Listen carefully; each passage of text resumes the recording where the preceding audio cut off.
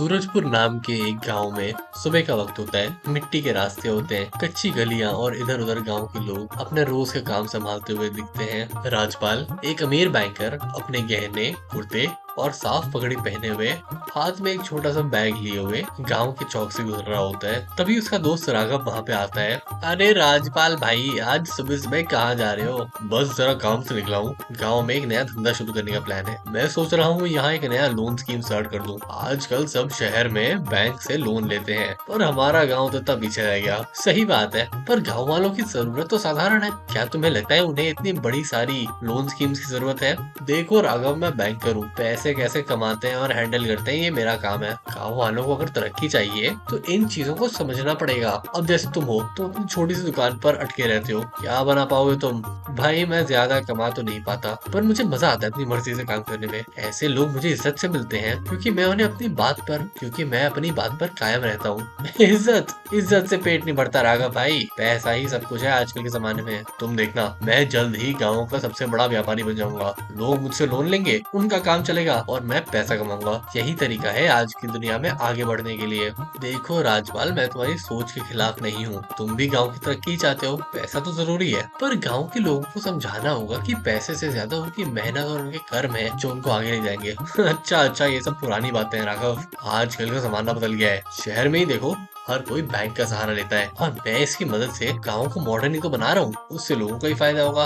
Modern बनाना बुरा नहीं है, सब कुछ पैसों से तोलना भी ठीक नहीं। गाँव के लोगों का दिल, उनकी ईमानदारी, उनकी जरूरतों का ध्यान भी रखना जरूरी होता है। बस मैं तो इतना कह रहा हूँ कि अगर गांव वाले बढ़ना चाहते हैं तो मुझे सपोर्ट करना होगा। मैं अभी थोड़ा बिजी हो रहा हूँ, तुमसे बाद में मिलता हूँ। ठीक है भाई, पैसे आए नहीं और तुम ऐसे ही आसमान में उड़ना शुरू हो गए। और याद रखना, हर चीज के लिए पैसे काफी नहीं होते। कभी कभी दिल का सुकून भी बहुत जरूरी होता है। हाँ, दिल का सुकून। मैं तो कहता हूँ तुम दिल का सुकून रखो और मुझे पैसे कमाने दो। चला मैं यहाँ से। ये बोल के राजपाल आगे बढ़ जाता है। उसके दिमाग में एक ही ख्याल होता है कि कोई पैसे से लगाव कैसे नहीं कर सकता। ये सोचते सोचते वो आगे निकल जाता है। कुछ देर बाद राजपाल गांव के दूसरे किनारे पहुंचता है, जहाँ एक पुराना सा लोहार काम कर रहा होता है। अरे बद्री भाई, तुम यहाँ धूल घरारे में जी रहे हो। कभी समझोगे कि दुनिया में आगे बढ़ने के लिए थोड़ी तमीजदार लाइफ चाहिए होती है। नमस्ते राजपाल भाई, क्या हाल है आपके? मैं तो ठीक हूँ, बस अपना काम चला रहा हूँ। काम? ये कैसा काम है?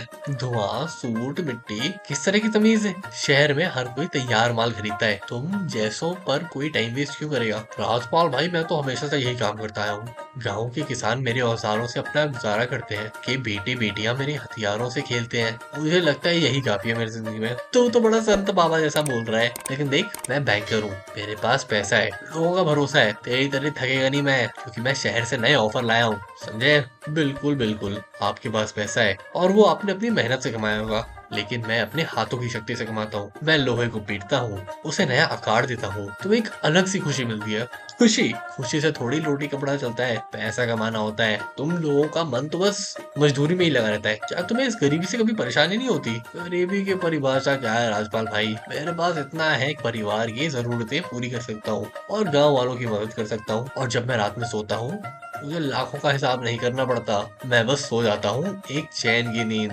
पर तुम देखो ना, तुम्हारे पास कुछ एक्स्ट्रा पैसे नहीं बचता। शहर के लोग कितना कमा रहे हैं, उनकी रौनक देखो, और तुम अभी भी यहाँ खड़े हुए इतनी पुरानी सी दुकान चला रहे हो। शायद वो लोग पैसे से अमीर हो, पर मैं अपने काम से अमीर हूँ। मेरा एक हथियार किसी किसान की फसल बचा देता है, तो उनके चेहरे पे जो सुकून आता है, वो मैं पैसे से नहीं खरीद सकता। तुम अपनी जगह ठीक हो गए, पर ये सब पुरानी सोचें हैं यार। इन दकियानूसी ख्यालातों में हम कब तक जीते रहेंगे? गांव को भी आगे बढ़ पाएगा इससे? मुझे आज ही कुछ कागज के काम संभालने हैं।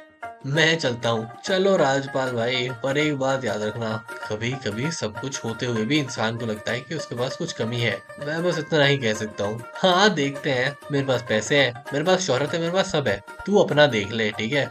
ये बोल के राजपाल वहां से चला जाता है, पर बद्री की बातें उसके दिल में छू जाती हैं। वो उनके बारे में सोचते सोचते आगे जा रहा होता है। शाम ढल रही होती है, सूरजपुर की सड़क पर हल्की हल्की रोशनी पड़ रही होती है और राजपाल वापस लौट रहा होता है। वो अपने दोस्त राघव से फिर से मिलता है। अरे राजपाल, तू ठीक तो है? क्या हो गया? हाँ भाई, ठीक हूँ। बस थोड़ी दिमाग में उलझन है। आज मैं बदरी लोहार से मिला, पता नहीं उसकी बातों ने मुझे एक अजीब सी सोच में डाल दिया है। वो कहता है कि पैसा सब कुछ नहीं होता, उसे अपने काम से ही खुशी मिलती है, गाँव के लोगों की पसंद है, और सबसे बड़ी बात वो बड़े ही सुकून से जीता है। मैं तो सोचता हूँ मेरे पास सब कुछ है, पर फिर भी मैं चैन की नींद क्यों नहीं सो पाता। पैसा कमाना गलत नहीं है, पर इंसान को कभी कभी रुक कर पूछना चाहिए क्या उसे वाकई इतनी दौलत की क्या उसे सही में इतनी दौलत की जरूरत है। पर मैं तो सबके सामने इज्जत चाहता हूँ।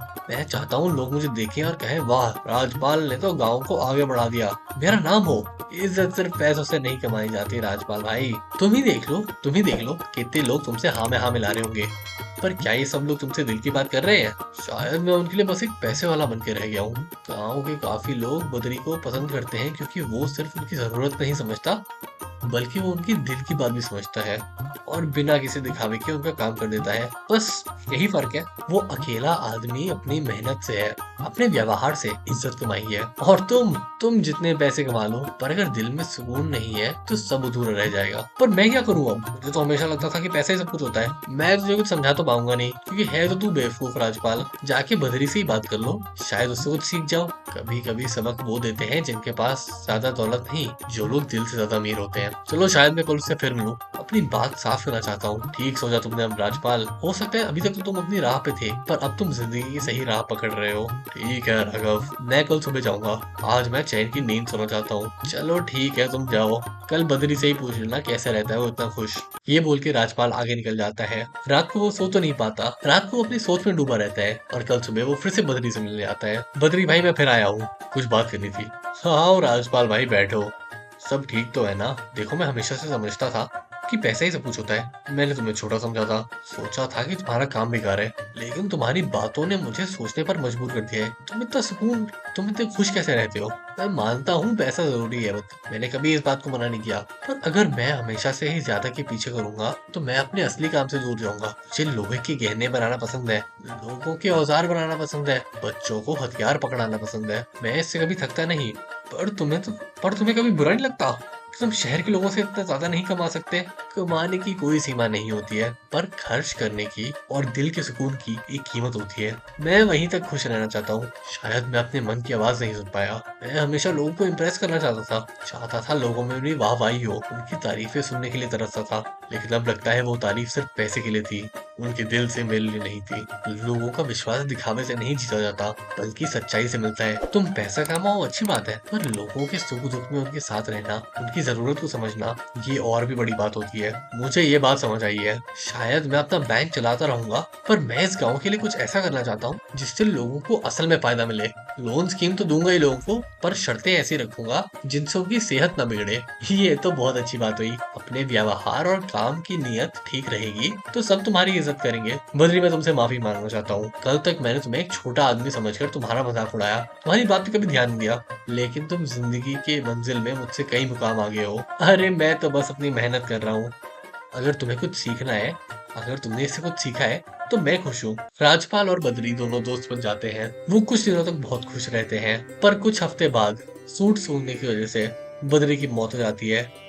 आंधी जैसी गर्म हवा का झोंका मेवाड़ के मैदानों और रेगिस्तान के इलाकों में गुजर रहा होता है। सूरज की तेजी इतनी थी कि मानो धरती जल उठे। इस तरह के दिन में महाराजा विक्रम अपने महल से निकल के एक छोटे से मठ पर पहुंचे, जहां उन्होंने सुना एक ज्ञानी संत रहता है जिनका नाम है बोधि। महाराजा ने संत के बारे में सुना तो बहुत था, और इसलिए वो उनके पास चल के जा रहे होते हैं। प्रणाम बोधि जी, हमने बहुत कुछ सुना है आपके बारे में, आपके पास ज्ञान का भंडार है और हम आपसे यही सीखना चाहते हैं। स्वागत है महाराज, पर हम कोई अलौकिक व्यक्ति नहीं है, बस मन को शांत करके जीवन का सार समझने की कोशिश करते हैं। और हम सोच रहे थे कि आप हमें यहाँ युद्ध की नीति या राजनीति सिखाएंगे। मेवाड़ में हालात कुछ खराब चल रहे हैं। आज कुछ सरदारों में असंतोष बढ़ा जा रहा है, उनके बीच आपस में मतभेद होने लगी है। मुझे डर है कि कहीं ये मतभेद राज्य के लिए खतरा ना बन जाए। महाराजा, युद्ध के तरीके तो बहुत लोग सिखाते हैं, पर शांति के तरीके बहुत कम। आप ये सोचिए कि आपके राज्यों में व्यक्ति रूप से ऐसी क्या कमी रह गई है जो लोगों में इतना असंतोष है? आपका मतलब है हमें लड़ने से पहले अपने ही लोगों की बात सुननी होगी? कभी कभी ज्यादा शक्ति से व्यवहार करने पर राजा को लगता है कि सब ठीक चल रहा है, पर जनता के दिल में चिंगारी फूट सकती है। इस चिंगारी का इलाज सिर्फ करुणा से हो सकता है। लेकिन करुणा से हम क्या रियासत बचा पाएंगे? लोग हमारी कमजोर छवि नहीं बना लेंगे उससे। करुणा कोई कमजोरी नहीं होती महाराज, ये सबसे बड़ी ताकत है। जब आप इंसान के दर्द को समझते हैं तभी तो उसके दिल पर राज कर सकते हैं। डंडे से सिर्फ उनकी गर्दन दब सकती है, दिल नहीं। बात तो आपकी सही है, पर मुझे डर है कि अगर मैं ऐसे कमजोर लगा अपने राज्य के सामने तो कुछ सरदारों की अकड़ बढ़ जाएगी, फिर वो हमारी व्यवस्था को चुनौती दे सकते हैं। महाराज, नर्म राह और मजबूती दोनों का संतुलन बता रहा हूँ मैं राजनीति में। आप शस्त्र पकड़ के घूमेंगे तो सब डरेंगे, पर प्रेम से आगे बढ़ेंगे तो सब आपके साथ बढ़ेंगे। बोधी जी, आपके शब्दों ने मुझे सोचने पर मजबूर कर दिया है। मैं चाहकर भी आपकी बातों से अलग नहीं सोच पा रहा हूँ। शायद हम सबको एक नया रास्ता दिखाना होगा, करुणा का रास्ता। करुणा और न्याय एक ही सिक्के के दो पहलू हैं महाराज। लोग आपसे सिर्फ न्याय की उम्मीद नहीं रखते, बल्कि इज्जत की भी उम्मीद रखते हैं। आपके लिए सबसे बड़ा युद्ध तो अपने ही अंदर है, अहम और घमंड का। ठीक है, मैं कोशिश करूंगा बोधी जी, आपका आशीर्वाद चाहिए। मुझे अपने लोगों के बीच जाना होगा, उनकी तकलीफ समझनी होगी। हमारे आशीर्वाद से ज्यादा जरूरी है आपकी नीयत और हौसला। जय हो महाराज। संत बोधि से बात करने के बाद महाराजा विक्रम वापस चल के जा रहे होते हैं। उनके दिल में एक नई उम्मीद होती है, जिससे शायद वो अपने राज्य को वापस जीत पाए, पर ये तो वक्त ही बताता। शाम ढलने लगती है जब महाराजा वापस अपने महल की तरफ चलते हुए जाते हैं। हवा अभी भी गर्म होती है और सब लोग गर्मी से परेशान होते हैं। तभी वो अपने सेनापति करण को बुलाते हैं। महाराज, आपने हमें याद किया, हम तत्पर आ गए आपके आदेश के लिए। करण, तुम तो जानते ही हो, राज्य के अलग अलग हिस्सों में हमारे ही राजपूत सरदारों के बीच में तनाव बढ़ता जा रहा है। कुछ लोग विरोध करने के लिए तैयार हैं। मैं चाहता हूँ हम इस मसले को विजय करें और एकता से सुलझाएं। आपका हुक्म तो सराखों पर है, पर आपके विरोध में आवाज उठाने वाले सरदारों को सबक सिखाना सही नहीं रहेगा। यही तो मैं नहीं चाहता हूँ। मैं सोच रहा हूँ क्या हम इनकी नाराजगी का कारण समझ सकते हैं। जी, पर महाराजा, हमेशा से ऐसा ही होता है, जो विरोध करे उसका दम घोट दो। हम में यही रीति चलती आई है। अब आप एक नया रास्ता चुनेंगे तो लोग क्या सोचेंगे? मुझे परवाह नहीं है लोग क्या सोचेंगे। हमने बोधि संत की नई राजनीति समझी है कि अगर हम दिल जीतेंगे तो तख्त पर हम खुद ज्यादा दिन बैठ पाएंगे। बल प्रयोग करने का एक समय होता है, पर वो समय हमेशा नहीं होता है, और करुणा की सीमा कोई नहीं। महाराज, मैं आपकी बात समझ सकता हूँ, पर मुझे डर है कि ये नरम रीति रिवाज हमारे दुश्मनों को मौका न दे दे। मेवाड़ के बाहर बहुत सारे राजा आपकी कमजोरी देखते ही हमला कर सकते हैं। तुम सही कह रहे हो, हमें तैयार रहना होगा, पर मैं ये लड़ाई अपने ही लोगों के खिलाफ नहीं करना चाहता। एक महाराजा होने के नाते, एक राजा होने के नाते हमें सबका कल्याण करना चाहिए। अगर हम ऐसे ही सब पर शास्त्र धन के रहेंगे तो रूहदार आतंक और असंतोष ही पैदा होगा। फिर आपका अगला कदम क्या होगा महाराज? मैं उन सरदारों के पास जाऊंगा, उनकी बातें सुनूंगा, लेकिन उससे पहले मैं उनके दुख सुख समझना चाहता हूँ। उनके इलाके में क्या हो रहा है, उनकी प्रजा की हालत कैसी है, मैं ये सब जानना चाहता हूँ। जैसा आपका आदेश महाराज। हम आपकी पूरी सुरक्षा की व्यवस्था करके रखते हैं, पर आप जरूर तैयार रहिएगा। दुश्मन कभी भी कोई भी रूप ले सकता है। सुरक्षा तो जरूरी है, पर मैं अपनी आवाज से ही ज्यादा काम लेना चाहता हूँ इस बार, तलवार से नहीं। तुम चिंता मत करो, मैं अकेले नहीं जाऊंगा, कुछ सैनिक को साथ जरूर ले जाऊंगा, लेकिन यही गुप्त रूप होगा मेरा। मैं दिखावा नहीं चाहता। ठीक है महाराज, हम तैयार रखेंगे। आप जिस तरह चाहें मैं वैसे ही करने के लिए तैयार हूँ। धन्यवाद करण, मुझे तुम्हारी बुद्धि पे पूरा विश्वास है। बस ये याद रखो, इस बार हम जीत की परिभाषा बदलने चले हैं। ये बोल के महाराजा अपनी महल की तरफ निकल लेते हैं। महाराजा के मन में एक ही सोच होती है, कैसे अपने राज्य को वापस जीते जाए। अगली सुबह सूरज निकल चुका होता है और महल के पिछवाड़े वाले राज्य बगीचे में हल्की हल्की हवा चल रही होती है। महाराजा वहाँ चलते हुए आते हैं, जहाँ उन्हें रानी मिलती है। स्वागत है महाराज, आज सुबह सुबह यहाँ? आप तो अक्सर सवेरे दरबार की तैयारी में व्यस्त रहते हैं। आज मन नहीं किया। दरबार से पहले मैं कुछ अलग सोच रहा हूँ, तुमसे एक सलाह लेना चाहता हूँ। हमें तो खुशी होगी। बताइए, इतने चिंतित क्यों लग रहे हैं? मेवाड़ में असंतोष बढ़ रहा है देविका। हमारे ही राजपूत सरदारों के बीच तकरार चल रही है। मैं सोच रहा हूँ उनकी बातें सरकार के दरबार के पहले ही जाके सुनूं। और लोगों का ये भी कहना है कि राजा मजबूत दिखना चाहिए, वरना उसे कमजोर समझ लिया जाता है। मजबूती सिर्फ तलवार के जोर पे नहीं आती महाराज। आप अगर उनका दर्द समझेंगे तो उनका विश्वास जीत सकते हैं। आप ही तो कहते हैं ना, राजा का फर्ज होता है प्रजा की सुरक्षा करना। पर सुरक्षा सिर्फ शास्त्रों से ही नहीं होती है, सुरक्षा तो समझ के भी होती है। बोधि संत ने भी कुछ ऐसा ही कहा था। मुझे लगता है हमें अपनी सोच में थोड़ा परिवर्तन लाना चाहिए, लेकिन हम ये भी तो डरते हैं देविका कि कहीं प्रजा हमें कमजोर न समझ बैठे। जो प्रजा आपकी सहानुभूति का फायदा उठाए वो कभी आपके साथ वफादार थे ही नहीं, पर जो प्रजा आपके प्यार को समझे वो आप पर आंख बंद करके भरोसा करेंगे। आप इतिहास देखिए, कितनी लंबी उम्र वाले राजाओं ने लोगों का प्यार हमेशा जीता है। तुमने इतनी गहरी बात कह दी। आजकल मैं देख रहा हूँ सभी दरबारी हमसे ताकत का प्रदर्शन करने के लिए कह रहे हैं, पर तुम और बोधि संत बिल्कुल अलग रास्ता दिखा रहे हो। क्या ये आसान होगा? आसान तो कुछ नहीं होता महाराज, लेकिन यही रास्ता सबसे अच्छा है। आप सही राह पर हो। कभी कभी राजाओं को लोगों के पास जाकर उनकी व्यवस्था भी सुननी पड़ती है। शायद आप इनके बीच एक सेतु की तरह काम कर सकें। तो ठीक है, मैं तय कर चुका हूँ। मुझे आज आज से ही उन सरदारों के बीच जाना चाहिए और उनकी परेशानियों को समझना चाहिए। यही एक तरीका है देविका। धन्यवाद। मेरा तो फर्ज है महाराज, आप अपने इरादे मजबूत रखिए। मुझे विश्वास है कि आप सब ठीक कर देंगे। मैं इसी वक्त दरबार जाता हूँ और जाके सब ठीक करके आता हूँ। महाराज विक्रम दरबार जाके सारे दरबारियों से बात करते हैं। वो सबसे एक एक करके बात करके उनकी सारे मसले सुलझा देते हैं। दरबारी खुश होते हैं और राज्य और मेवाड़ के राज्य में फिर से एक बार खुशी छा जाती है। इसी खुशी के बाद महाराजा विक्रम फिर से एक बार निकलते हैं संत बोधि से मिलने के लिए। महाराजा, आप फिर से आ गए। कैसी रही आपकी यात्रा? धन्यवाद बोधि जी, यात्रा ने बहुत कुछ सिखाया। अच्छा लगा लोगों से मिलके, उनकी परेशानियां समझ के। मैं पहले सोचा था राजा सबसे दूर रहता है, पर अब समझ आया कि हमें उनके बीच रहना चाहिए। नर्म अनुभव से उनसे मिला। बहुत से लोगों के आंसू देखकर मेरा दिल पिघल गया। मुझे पता चला कि इस असंतोष के पीछे बहुत सारी वजहें हैं। उनकी जमीन के कागजात, पानी की संकट और न्याय में देरी। हम सिर्फ तलवार उठा के इनकी आवाज दबा नहीं सकते। हम अगर तलवार उठा के इनकी आवाज दबा देते तो एक दिन ये आग और बढ़ जाती। तो अब आप क्या करना चाहते हो महाराज?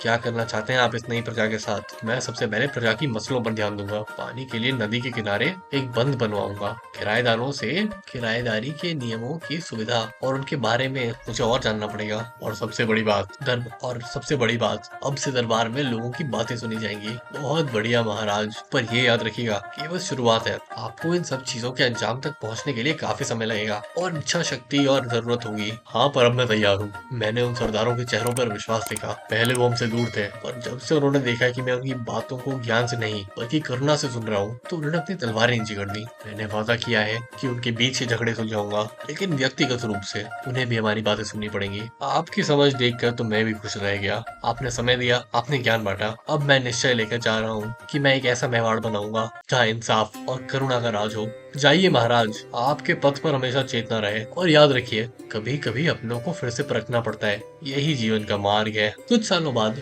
महाराजा विक्रम अपने राज्य की सारी दुविधाएं दूर कर देते हैं और पूरा राज्य शांति और खुशी से रहता है।